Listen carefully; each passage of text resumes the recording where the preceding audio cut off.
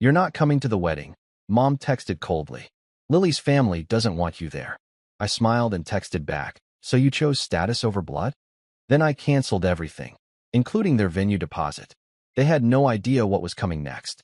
You're not coming to the wedding, Mom texted. Lily's family doesn't want you there. That was it.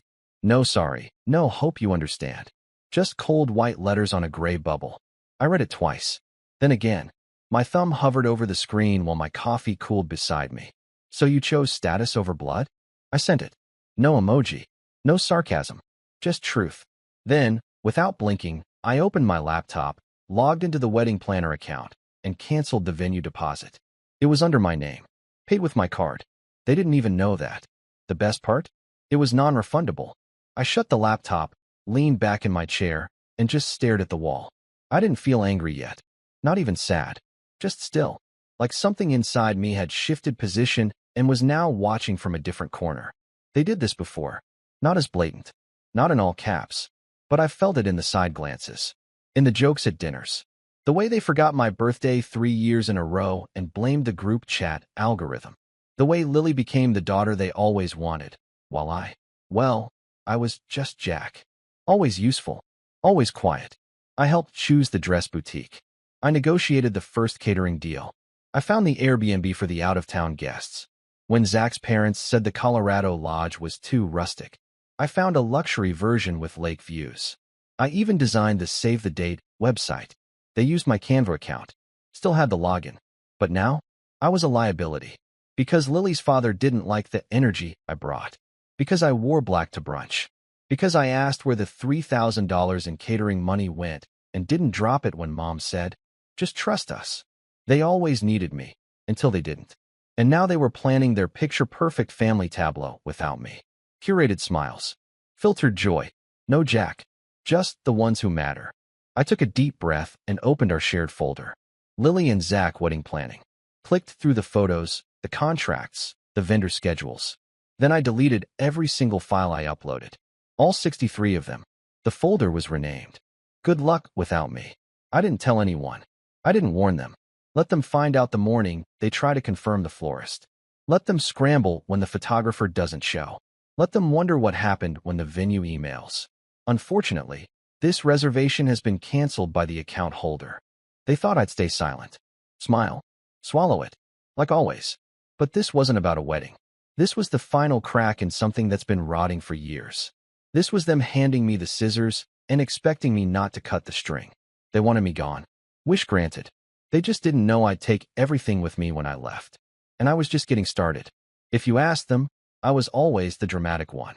The one who overreacted, who read into things too much.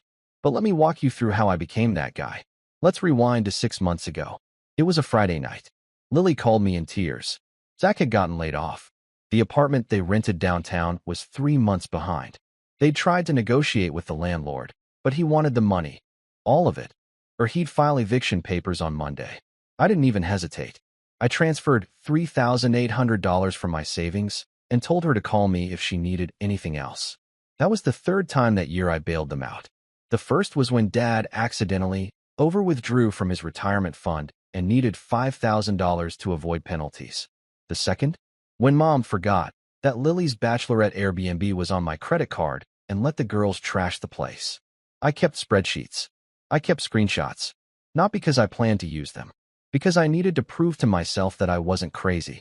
That I wasn't imagining the slow bleed of money, time, and energy into a family that acted like I was their silent donor. But it wasn't just the money. It was the way I was treated after I helped. Like a servant. A backstage hand. Dad once joked, while I was fixing his gutters in the middle of a thunderstorm, that I should get a job as a house husband since I clearly wasn't man enough to be the breadwinner. Everyone laughed. Even Lily. Mom told me I was too sensitive when I brought it up later. Said he was just old school. Old school? That man once locked me out of the house because I came home wearing eyeliner in high school. But yeah, maybe I was too sensitive. When Lily got engaged, she told me over FaceTime while Mom and Dad were literally sitting behind her on the couch, cheering. They'd helped her plan the proposal with Zach. Even went ring shopping with him. Me? I found out through a screen. I should have seen the pattern. But part of me still thought, if I help enough, maybe they'll finally treat me like I matter.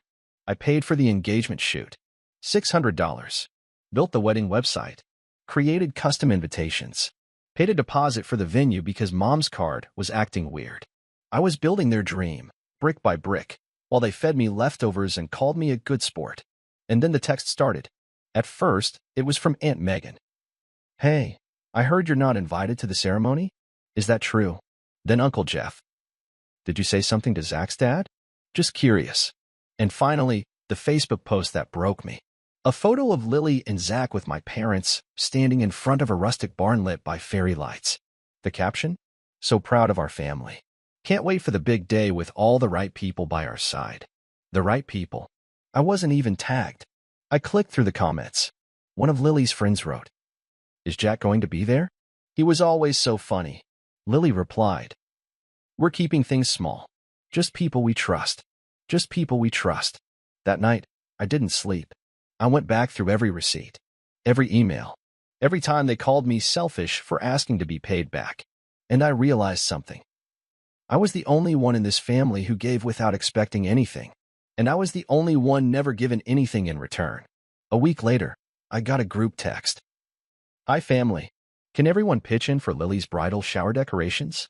Jack, since you're so good with websites, can you make a landing page for RSVPs? Hugs and kisses." I didn't reply. 10 minutes later, Lily messaged me directly. "Can you just do this one thing without being passive-aggressive?" So I did something else instead. I logged into the wedding venue account and requested a refund of the $2,500 deposit. It was non-refundable, technically, but I had bought wedding insurance on the booking just in case. A tiny checkbox no one noticed. They refunded 90% after I filed a family conflict claim. Then I went into Canva and deleted every design I'd ever made. RSVPs, table assignments, welcome signs. Gone. I created one new file and titled it, "Ask Zach's dad to fix this." And I shared it with the whole family. That's when it hit the fan. 3 hours later, Mom called, hysterical. "What are you doing? Do you know how this looks?" I said, "I do. That's why I'm doing it." Then Dad called. He skipped straight to yelling, "You've always been jealous of Lily. That's what this is. You couldn't stand her having a better life than you." I held the phone away from my ear and hung up. That night, my phone blew up. Lily posted a vague Instagram story. "Betrayal always comes from those closest to you." Then Mom posted a photo of Lily crying with the caption, "Nothing hurts more than your own brother trying to ruin your special day." People started messaging me. Friends, cousins. Some sent, "Are you okay?" texts. Most didn't ask. They just said, "Why would you ruin her wedding?" I didn't reply to any of them. Then I got the package. A yellow envelope with no return address. Inside, a printed screenshot. An internal message thread from Lily's group chat with her bridesmaids. She was laughing. "We'll get Jack to pay for the cake too. Just guilt him about being the only brother. Works every time." Another message. "Zach doesn't even like him. He said Jack gives him the creeps LOL." One more. "He won't be at the wedding. I'll make sure of it. Watch." There was a sticky note on top and handwriting I recognized. "You deserve better. K." I didn't know who K was, but I would find out. And when I did, everything changed. Because K had more than screenshots. K had audio.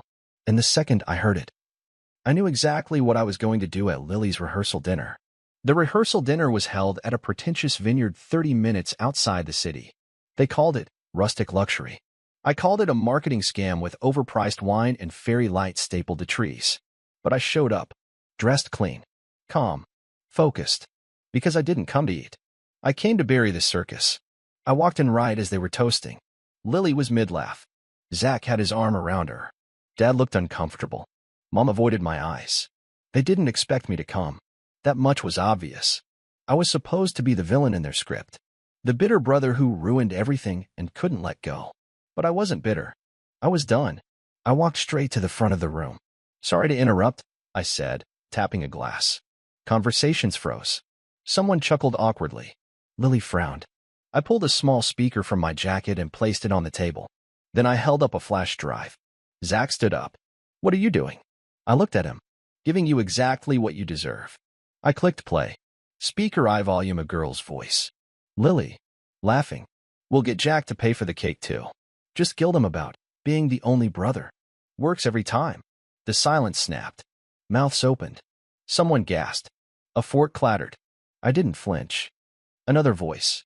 Another message. Zach doesn't even like him. He said Jack gives him the creeps LOL. Zach turned white. Lily lunged for the speaker. I stepped in front of it. Sit. Down. It wasn't a request. Then came the final clip. Lily again, low and smug. He won't be at the wedding. I'll make sure of it. Watch. I hit pause. Looked around the room. Any questions? Zach opened his mouth, then shut it again. My father stood up, furious. You think this is appropriate? You think this? Sit down, I snapped. And for the first time in my life, he did. I turned to Lily. I spent over $11,000 on this wedding. I designed your website, negotiated your venue, and paid your florist. I did it because I thought, stupidly, that this was family. Lily was shaking. Her mascara ran down one cheek. You don't understand it. No, I said. You don't. You never did. You didn't want a brother. You wanted a wallet. Then I pulled out the folder. Hard copies. Screenshots. All the text from her, mom, and dad. The PayPal receipts. The invoices I paid. The ones I saved when they forgot. The group chat where Lily called me the family's free wedding planner. I passed them to Zach. You still want to marry her? I asked. He stared at the pages. No answer. Then someone stood up from the back. A woman in a gray coat. She had a badge around her neck and a phone in her hand. Hi, everyone. Sorry to intrude, she said. I'm Kristen. Jack and I used to work together. I also run a digital forensic agency. Jack asked me to verify some files. She looked at Lily, and to confirm they weren't deepfakes. She held up her phone. This audio? It's 100% authentic. No edits. No splices. Pulled from a WhatsApp backup linked to your old number. Don't worry, I have the metadata too. Lily's mouth dropped open. Mom gasped. Is this a joke? Dad barked. Kristen smiled. Not even a little. Then came the twist. Zach turned to Lily. You told me Jack said those things to you. That he threatened you. That he was unstable. He held up the printouts. You lied. She reached for his arm. No, Zach. Don't touch me. Then the room erupted. My aunt stood up and started yelling. Someone knocked over a glass. My mother tried to say something but choked. And through it all, I just stood there. Quiet. Calm. Watching it burn. When the chaos hit its peak, I raised my voice one last time. I'm not coming to the wedding. You already made that decision. But now you can do it without my money, my help, or my silence. I turned to my parents. You cut me out the moment you realized I wouldn't play the puppet anymore. So I'm cutting the strings too. And then, just as I turned to leave, Zach spoke. I'm calling it off, he said. Loud. Clear. Lily screamed. A shrill, sharp noise that cut through the air like glass. You can't do this here. Oh, I said, he just did. Then I walked out. No dramatic music. No slow motion. Just the sound of everything they built collapsing behind me. I didn't drive home after the rehearsal dinner. I didn't even get on the highway. Instead, I took a side road. North. Quiet. Somewhere with no signal. A month earlier, I'd signed a lease on a tiny cottage in a forgotten part of the state. Population, 600. A single diner. One gas station. No one cared who I was there. That's exactly why I chose it. I paid 6 months up front. No forwarding address. No digital breadcrumbs. Just quiet. The first 3 days, I didn't turn on my phone. Didn't check emails. Didn't speak to a soul.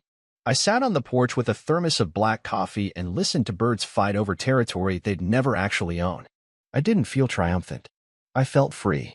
No more tension in my neck. No more guilt. No one asking me for money. No one pretending they loved me just long enough to get a transfer. On day 4, I went into town and signed up for something I'd been too ashamed to chase before. An archival preservation course at the local college. History. Dusty newspapers. Forgotten letters. Finally, I was surrounded by things that kept records honestly. There was no performance here. No manipulation. No UOS. I volunteered at the county museum. Helped catalog photographs from the 1950s. Fixed an old microfilm machine. And for once, I didn't care that no one noticed. Because it was mine. Quietly mine. The messages started showing up about a week later. Old Gmail inbox. Linked to my emergency phone. I didn't read the first few, but the subject line said enough. Can we just talk? You went too far. We're still family. Then came the blocked calls. Dozens. I left the phone off. They weren't trying to make peace. They were trying to reset the game. What scared them wasn't the evidence. It was the silence.